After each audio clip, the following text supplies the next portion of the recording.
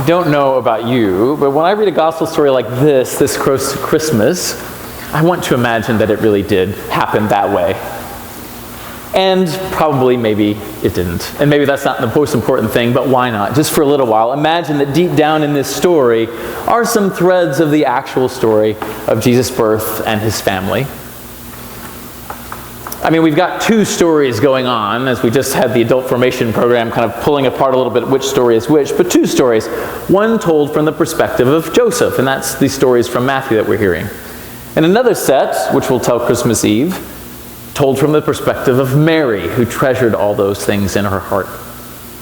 And as we all know, even when we tell the same stories, we don't always get all the details exactly the same. So we can expect that stories much older than ours probably get mixed up over time. But still, a little bit of me likes to imagine there's some truth in there somewhere. Now I'm guessing the gospel writer of Matthew had another point in explaining why Jesus had to be adopted by Joseph. Joseph had to adopt Jesus so that Jesus could be the son of David, so he could be connected to King David, and through David to Moses, and through Moses to Abraham. In other words, Matthew wants us all to be really clear. Jesus was Jewish with a capital J. And he fulfilled all of the hopes of Israel. Everything the prophet says could be found in this little child. But I'm not sure that makes much of a homily, because how can you live that out during the week? So today, I'd like us to imagine, if you will, that maybe, just maybe, the story did happen something like this to a man named Joseph, who was about to be married to a young woman named Mary. I've been imagining Joseph's excitement at finally becoming married. Perhaps he's been waiting for a long time for this.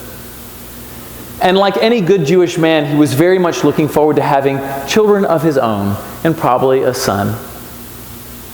And I imagine, too, that he figured that his status in the community was going to go up a bit when he became a married man, no longer single. He'd be among the older men who had families, who had wives, who had children. Maybe people would listen to him just a little bit more. Because I'm a little bit of a romantic, even though courtship and marriage were different in those times, I like to imagine that Jesus had developed some warm feelings for this young woman named Mary, who he might have only met once or twice. And that maybe he hoped, because he was righteous, he could be a good enough husband to her, that over time she might have warm feelings for him too. And that maybe even further along, they might actually love each other. Or at least that was the script that I think was running in his head when he got the news. And the script went completely off course. Because however he found out, he discovered this young woman that he was looking forward to marrying and having children with was already expecting a child. And he knew there was no way he could ever imagine that that child would be his child in that way. And the gospel story seems to suggest that even he knew that she could be in some danger because of this revelation. And because he didn't want her to be harmed, because he had those warm feelings, he was just not going to go through with the wedding. And he wouldn't answer any questions about why. But I imagine as he did so, he realized all those dreams that he had for himself, that script about becoming a man in a certain way, a husband and a father, and having his own children, and all that honor that would come with it, and the celebration of his marriage was not going to happen. And I can't imagine that he didn't feel disappointed and sad and resigned as he resolutely decided the best thing to do was just not go through with it, and went to bed that night. And then he started having second thoughts. Maybe it was in a dream, maybe it was a prayer, maybe he was really this creative in his heart, and he said, you know, maybe that's not what I have to do. Maybe there's another way to go ahead and get married. I could adopt Mary's baby. I could adopt that baby and give him a name. I can give him my name. I can give him my heritage for what it's worth. I can give him a place to grow up. I can teach him a trade. I could be his real dad. And even though the marriage will be a little awkward, and if I marry her, people will start to think that really it was me that got her pregnant, that it was me that might have to take on the shame of breaking the rules, that might be worth it. for a different kind of story. And so he decided, yes, I'll adopt Mary's child, and I'll give him my name. His name will be Jesus, and I'll teach him my trade, and I'll give him a place to live. And just as Mary could say that her yes made possible God's coming into the world, so Joseph too could say, well, my yes meant that he had a place to grow up, and a name, and a trade. And maybe he got comfortable with that story. He allowed God's creativity to come into the world, and all it took was for him to let go of that story that he'd been told about what it meant to be a man, to be a husband, and to be a father. I don't think that was very easy, but because he did it, God was able to do something new, perhaps that Joseph never even could have imagined.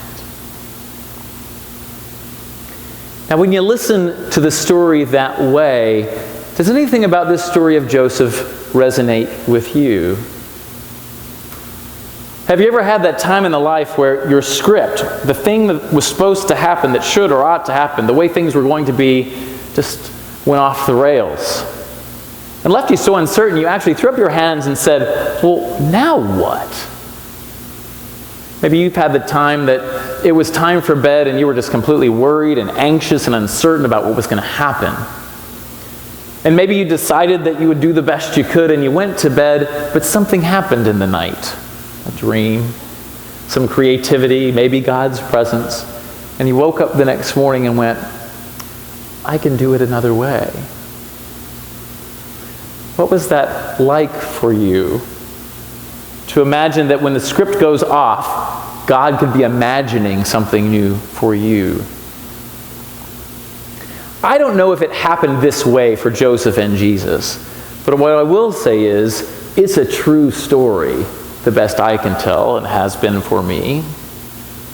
If I thought about that young man who wanted to be a Roman Catholic priest some 20-odd years ago, that one never could have imagined that if he let go of that script, he could be a gay man and a partnered man and an ordained man, serving a church that values all those things about him. He couldn't have imagined that. It took letting go of a script about who I was or was supposed to be, and waiting a while, a good long while, for God to reveal something new for me. Has anything like that ever happened to you? I have a feeling that it might have, and I wonder if we could share those stories with those closest friends of ours on this journey. We might tell those stories and both burst out laughing and say something like, wow, yeah, me too. As I hear this story, the word of God I'm hearing today is that whether or not it happened that way, it is how God happens among us. This is sometimes how God comes among us.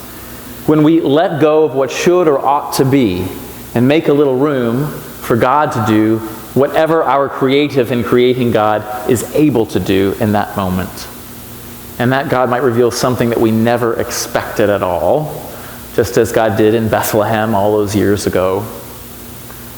I won't suggest for a minute that letting go of those visions of ourselves, of those things that we hoped, is ever very easy. Sometimes it can be very, very hard. It was for Joseph, and I imagine it can be for us as well. And I am convinced that even in those things that feel like loss, that feel like grief, that feel like disappointment, or God might be revealing a divine promise or a divine adventure that we never ever could have imagined.